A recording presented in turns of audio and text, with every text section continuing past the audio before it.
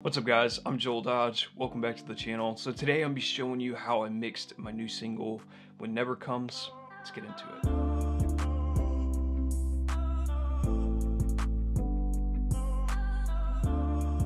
But guys, before we get into the mixing process, I just wanted to say thank you for all the support. So many of you went and left like a thoughtful comment about something you liked about the song, or just liked the video, and it's also been obvious to me that a lot of you guys have been rewatching it. At the end of the day, for me, even though I like teaching and talking gear, I think the thing that really means the most to me is being able to share music with other people, and it just really means a lot to me to have such a positive response with it, and I definitely look forward to sharing more music with you guys in the future. One more thing real quick is I am making the Die Empty t-shirts and hoodies available to you guys. So I'll have it linked down below, but also if you go to my main channel page, you can click on the Teespring icon in the top right corner, and it'll take you to my Teespring store where I have hoodies, t-shirts, coffee mugs. So if the DieMD message is something that resonates with you and you want to help support the channel, you should definitely go pick one up. Alright guys, so let's take a look at this project. So first off, I want to kind of explain some basic mixing things to you, just so I don't have to kind of explain them as I go. These are the three main things that I used when mixing this track, and it's insert effects, send effects, and automation. And to just kind of explain those really quick, basically the insert effects puts effects on that specific track, which changes how the whole track sounds. So this is where you put your EQs, your compressors, things like that. Send effects sends a version of that audio to these effects and mixes it with the regular audio. But simply put, you're going to want to put your reverbs and delays and stuff like that on your send effects, because what it allows it to do is give you the feel of having like a reverb or delay on whatever it is without muddying up the sound of it. So that's where you're going to want to send those. That's a very basic, simple explanation. If you want to understand send effects better, they are kind of confusing. Definitely go check out some other videos about it. But just in a nutshell, you're usually going to just use that for your reverbs and delays. The last thing here is automation, and automation is basically programming your software to do something for you. The only automation I did in this project was volume. So on the acoustic guitar, there's a few different times where I wanted it to change volume, so I got a little bit of automation right here, then I got a bunch going on over here at the end of the song. Basically, all I did was have it control volumes, but you can do all kinds of things. You can have it pan, you can have it, you know, whatever you'd want it to do without you having to control it yourself, you can do that in automation. So guys, the first thing I do anytime I'm working on a new song is I make an example track. And you can see my example track is up here. It's the first track, because that is the first thing I do. And what the example track is, it's literally just me playing acoustic and singing the song just all the way through, just one time. And I do it to the click, and that's important because what I typically do is leave the example track on during the entire recording process, like as I'm recording everything else, and I just play everything along to that track. And the reason it's so important is because it keeps you focused. To me, the example track just kind of keeps you grounded, keeps it clear where you're heading.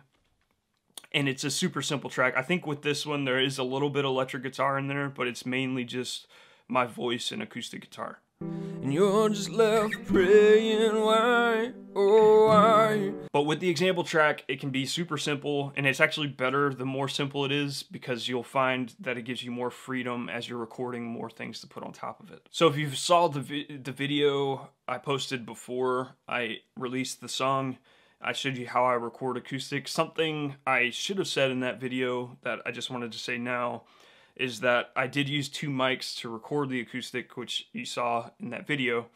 But something that you want to be aware of is that anytime you're using two mics, you could potentially run into phase interference. Like I said, I'm not a sound engineer, so I'm not going to go into all the details of that, but in a nutshell, it'll make both tracks sound worse than they would on their own.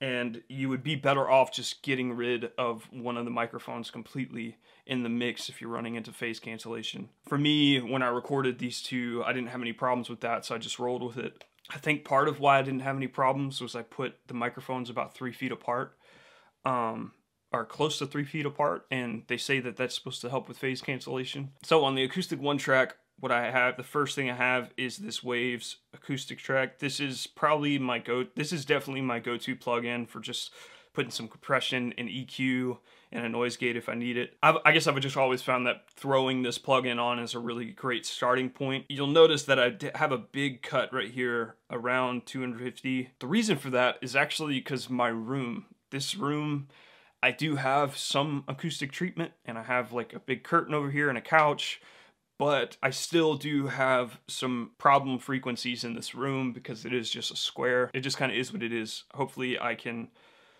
get some better treatment in here in the future. The other thing that I put is this shelf EQ, and I just used it to cut some of the highs out.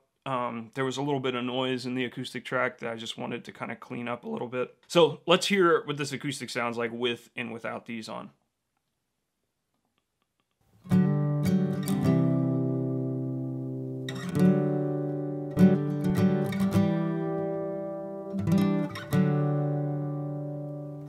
But yeah, you can see it just kind of cleans it up. It cleans, the shelf kind of cleans some of that static noise in the background, and then the EQ and the compressor just kind of make it all feel a little tighter.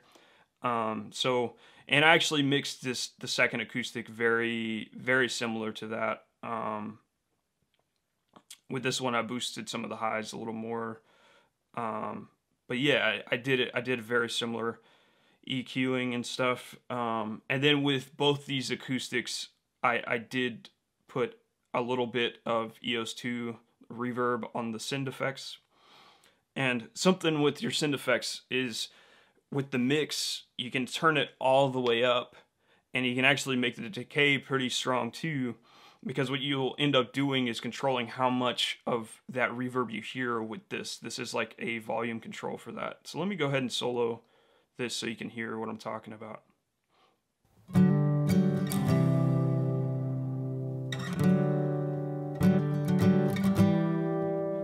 So I have that reverb effect really strong. I just control how much volume the send effect has in the mix, and this is what it sounds like with it off.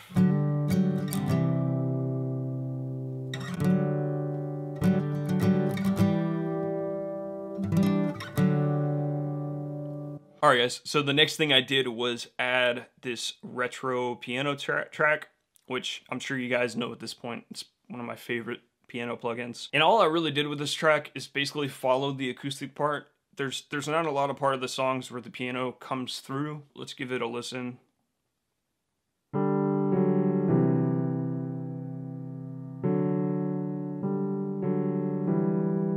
And I also put a reverb send effect on this one too, so you can hear that going on. I always feel like acoustic guitar and like piano just like mesh really well together, so you can hear.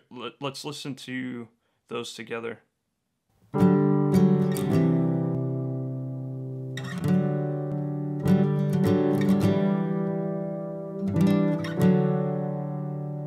But you can see how the piano being there just makes it feel even more full, even though you don't notice it as much. I added Ravencraft in specifically for, like, I guess you could say like the lead piano parts.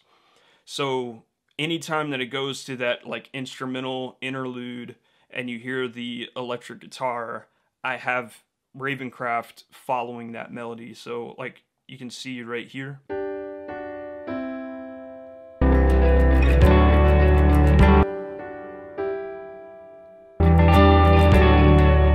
You actually barely even hear that, kind of like the other piano part that I showed you guys. But what I found is that when you have it there, it just kind of makes that lead line pop even more. So let me mute it.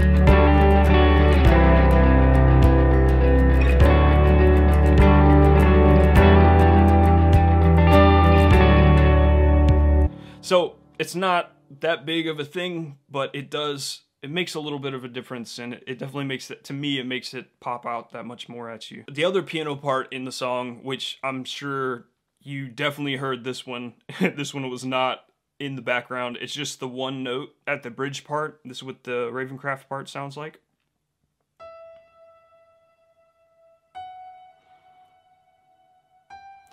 And with this one, I actually used the reverb on the insert effect instead of the send effect, because I wanted the reverb to just be in your face, you know? I didn't mind if it kind of muddied up the detail of those notes a little bit, because that's kind of the effect I was going for. In situations like that is when you can put a reverb on your insert effect. It's when you want the reverb to affect how the entire thing sounds, and you're not worried about losing any clarity. And I can show you what it sounds like without that, so I'll turn it off real quick.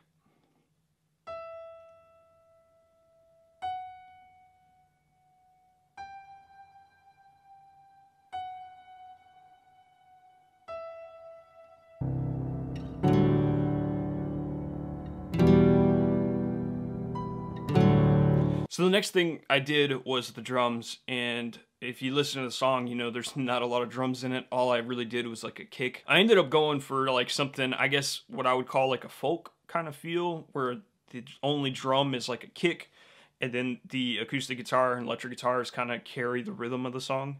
For this song, it just kind of worked. It's not something I always do, but I liked it for this one. Yeah, so for the first chorus, I just brought this kick in, and it's just kind of spaced out, real simple. And then for the next one, I doubled the kick.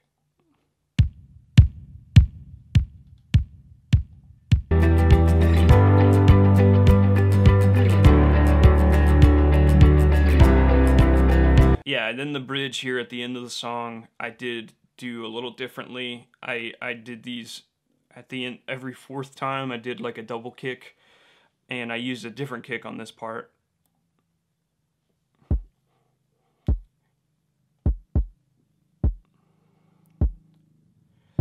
And then for the big part of the bridge where everything comes in, I go back to that just 4 on the floor kind of feel. So with the bass, I just kept it super simple. I used the bass 808 app, and I just followed the kick, and whatever the chord that was playing at the time, I just played that note, and that was it. So something about this bass though is when you listen to it by itself, it sounds terrible. I had it sounding kind of cleaner and a little tighter, but what I realized is in the mix, it just wasn't working. So I added some fuzz, added some more high frequencies to it, and it made it just kind of mix with everything more. And it actually sounds bad by itself. I'll let you listen to it here. But in the context of the mix, I feel like it actually sounds good.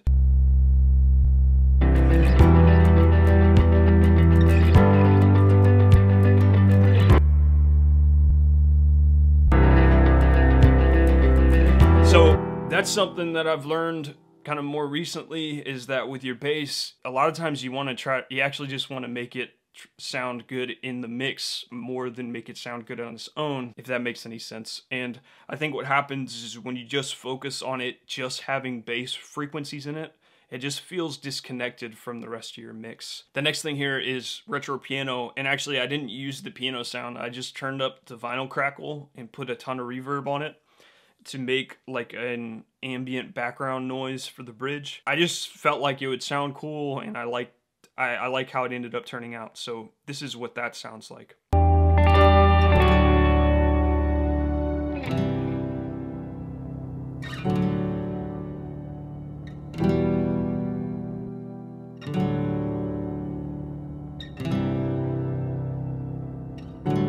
Yeah, and you probably wouldn't even notice without me pointing it out.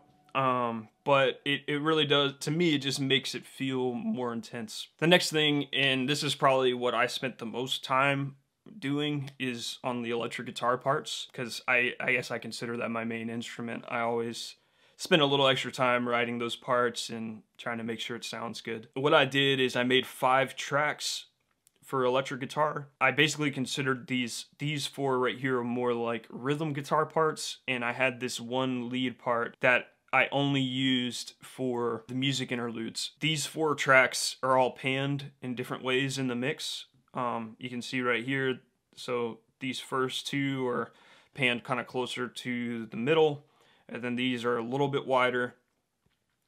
But I left this lead one right in the middle, and typically I wouldn't leave a guitar part there, but because that is like the main melody for that part of the song, I just left it right there in the middle because my vocal goes out and that comes in. And something that I did with the guitar parts with these first 2 tracks in particular is they kind of get more intense as the song goes on. So I'll show you what I mean by that. And part of what I did is turn the volume down on these, on the tracks themselves, to kind of add to that effect.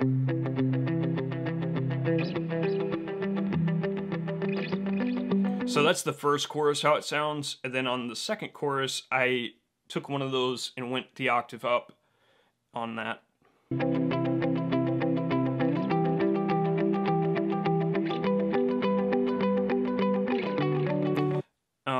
And then that on the final bridge, I just did a completely different guitar part and did both of them the octave up and just panned them like everything else in the mix.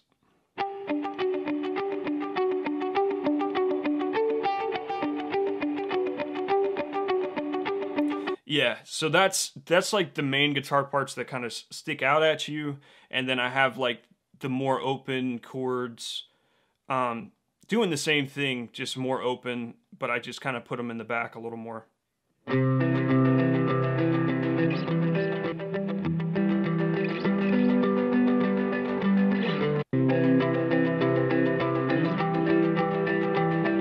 But you can see how it just kind of fills it out really full when you have all 4 and they're all panned, and you have some that are in higher registers and some that are in lower.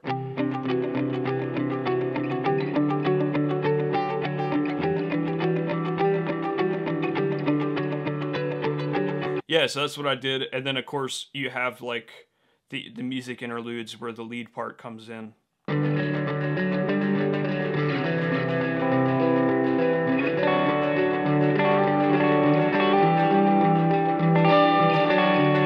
So the final thing I did was this symphony app. It's called iSymphonic. Basically what I did is I just had it come in on that instrumental part, just doing the chords in the background, and then I had one doing that lead melody. So I'll play that for you real quick.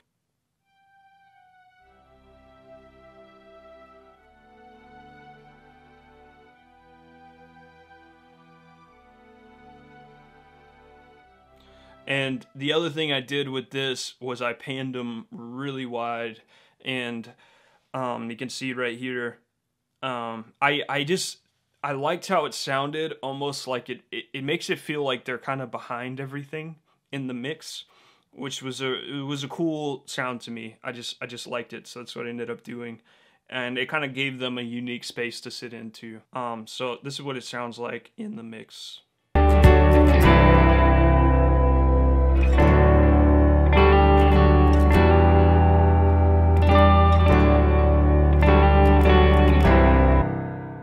So yeah, guys, I'll be showing you how I mix vocals in the future. I feel like I had plenty of stuff I covered in this video for you guys, and I do my vocals separately. Once I'm done with this process, I export this audio and record my vocals in a whole new project. So I figured it made sense to just do that as a separate video in the future. The other thing is I did master everything on the iPad, and I used Cubasis. I ended up using some of the Waves plugins that you can buy through Cubasis to do the mastering. I'll be doing that in a future video also, but to be honest, this is the first time I've ever mastered something on my own. I still feel like I'm learning, so once I've gotten a few more under my belt, I'll teach you guys how to do that. But yeah, guys, if you haven't subscribed yet, please do. But as always, die empty. I'll catch you in the next one.